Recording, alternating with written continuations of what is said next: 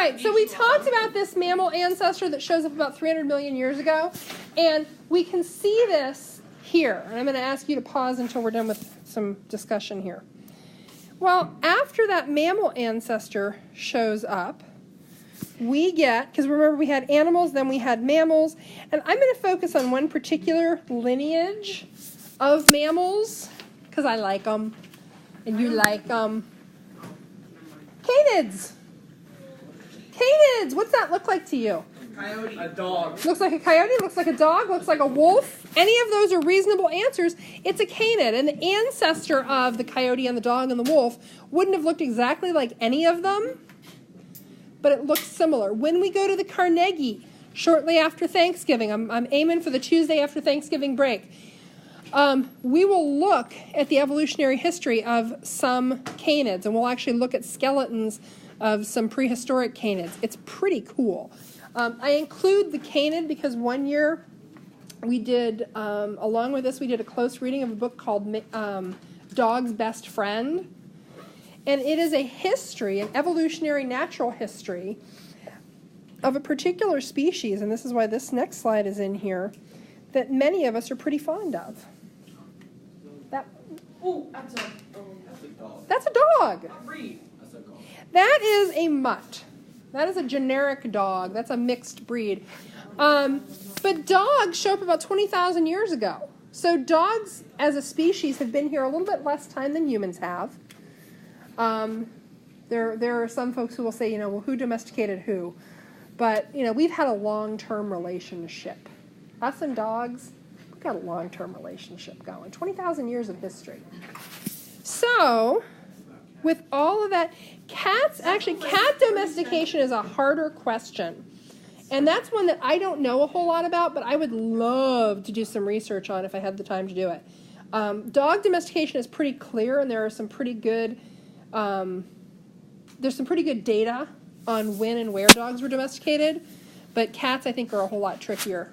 So, what is evolution? We're coming back to this idea. What is evolution?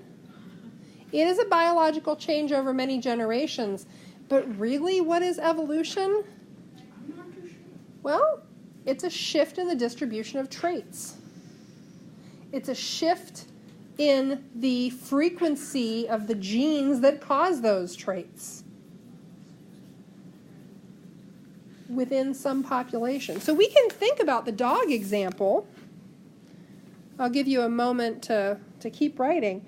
The big deal is that a lot of little differences over a very long time can lead to pretty major differences if you have enough time. I'd say we have enough time.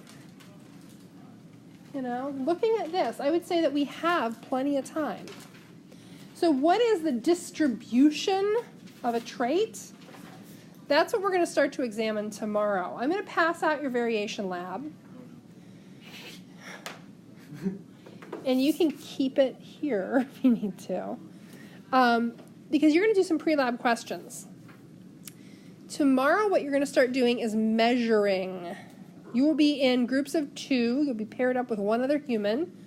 2, 4, 6, 8, 10, 12, 14, 15, and hopefully Caleb and Ian are back, and then we'll be odd again.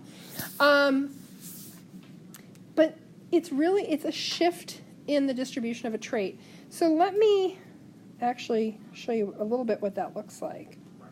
Well, no, you know what? We'll talk about, I want you to keep this in mind as we go through the lab. And tomorrow will be data collection, and then we'll be doing some data crunching. The other thing I wanted to tell you about is this Friday is going to be our first day for small group breakouts, and you'll be getting an invitation to a new Google class, which will be, it's nested within mine, but it'll be your Friday group, and we'll mostly do these, try to do these like every 2 Fridays, and we'll talk more about which Friday group you've been assigned to initially, and if you feel like you should be in a different Friday group.